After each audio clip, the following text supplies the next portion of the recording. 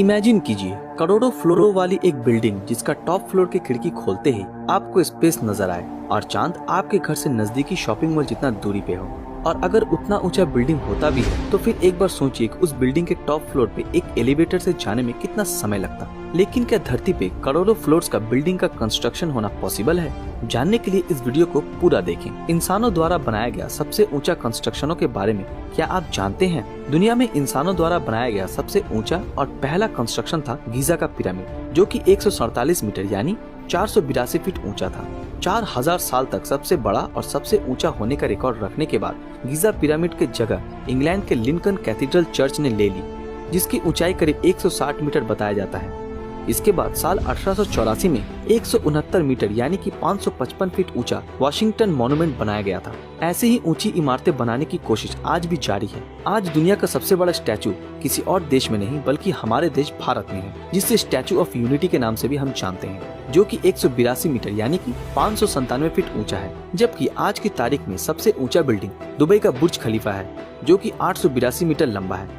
Science को चुनौती देने वाले ये बिल्डिंग के प्रोजेक्ट के बारे में जब इंजीनियर और आर्किटेक्ट को बताया गया तब वो भी इस प्रोजेक्ट के कंस्ट्रक्शन के बारे में काफी दुविधा में थे, क्योंकि इतने ऊंचे कंस्ट्रक्शन के लिए सीमेंट को ऊपर तक ले जाना पड़ा और दुबई की गर्मी के चलते सीमेंट को ऊपर ले जाने से पहले ही वो जम जाने की आशंका थी। इसीलिए इंजीनियर्स और आर्किटेक्ट्स ने सोच के ये फैसला लिया कि कंस्ट्रक्शन रात में किया जाएगा। आप ये सुन के हैरान हो जाएंगे कि ये बिल्डिंग इतना ऊंचा है कि इस बिल्डिंग के ऊपर से अगर कोई छलांग लगाए तो उसे नीचे पहुँचने में करीब 20 सेकंड का समय लगेगा। अब सवाल ये उठता है कि क्या इंसान करोड़ों फ्लोर्स का बिल्डिंग का कंस्ट्रक्शन कर सकता है? अगर इसका आंसर यस हुआ तो कैसे? अगर किसी चीज का कंस्ट्रक्शन लिमिट से ज्यादा हो तो उसका बेस ज्यादा गहरा, मजबूत और वाइड होना चाहिए, और हमारी पृथ्वी गोल होने के कारण हमारी लिमिटेशंस भी बढ़ जाती हैं। आपको ये जान के हैरानी होगी कि हमारे धरती पर और एक लंबा कंस्ट्रक्शन बनाने की ब्लूप्रिंट तैयार है, और अगर ये बिल्डिंग बन जाता है तो बुर्ज खलीफा भी इसके सामने छोटा लगेगा। जी हाँ दोस्तों, जापान के टोक्यो में एक बिल्डिंग का पूरा प्लानिंग हो चुका है, जिसका नाम है एक्ससीड 4000 और इसका हाइट करीब 4 किलोमीटर तक रखा जाएगा। इस बिल्डिंग के हाइट को मद्देनजर रखते हुए इसके बेस को 6 किलोमीटर वाइड बनाया जाएगा, जिसमें 800 फ्लोर का कैपेसिटी है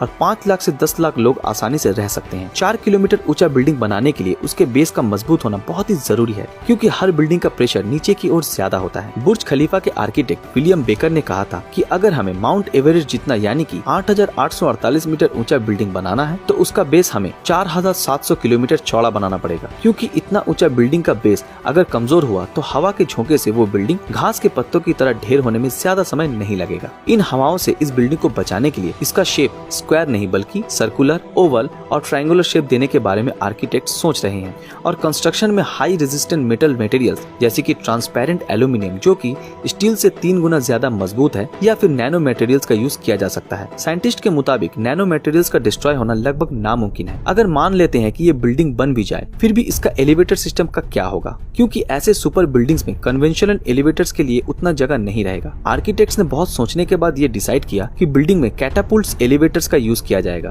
तेज रफ्तार और कॉम्पैक्ट होने के कारण ये उस बिल्डिंग के लिए परफेक्ट होगा। ये बिल्डिंग एक बिल्डिंग नहीं बल्कि पूरी दुनिया को ही अपने अंदर समाने की ताकत रखती होगी। हालांकि इतने बड़े बिल्डिंग्स के लिए जरूरी मटेरियल्स के साथ साथ एनर्जी भी कम होने की वजह से इस बिल्डिंग का आधा भी नहीं बन सकता है। लेकिन शायद आने वाले समय में कुछ जांबाज आर्किटेक्ट्स इस प्रॉब्लम का भी सोल्यूशन निकाल ही लेंगे। और एक प्रॉब्लम ये है कि अगर ये बिल्डिंग बन गई तो स्पेस में 56,000 किलोमीटर प्रति घंटे से घूमने वाले एस्टेरॉइड्स, कॉमेट्स और सैटेलाइट्स के टुकड़े फ्रैक्शन ऑफ सेकंड्स में इस बिल्डिंग का नामो निशान मिटा सकते हैं। लेकिन हमारे साइंटिस्ट ने इसका भी उपाय निकाल लिया है। रिमूव डेब्रिज नाम का ये इंस्ट्रूमेंट स्पेस का वैक्यूम क्लियर कहा जाता है, जो कि स्पेस वेस्ट को साफ कर देगा, जिससे धरती में आने वाले खतरे को ये पहले से ही खत्म कर देगा। आपको क्या लगता है, मिलियन फ्लोर्स वाले बिल्डिंग फ्यूचर में बनाना पॉसिबल होगा? और अगर हुआ भी तो आप उस मिलियन फ्लोर वाले बिल्डिंग के किस फ्लोर में रहना पसंद करेंगे? हमें कमेंट करके जरूर बताएं। और अगर आपको ये वीडियो पसंद आया हो तो इस वीडियो को लाइक और अपने दोस्तों के साथ शेयर जरूर करें। और अगर आप ऐसे ही वीडियो देखना चाहते हो तो हमारे इस चैनल को सब्सक्राइब कीजिए और बेल आइकन ऑन कर दीजिए। तो मिलते हैं आपके साथ अगले वीडियो में, तब तक के लिए अलविदा।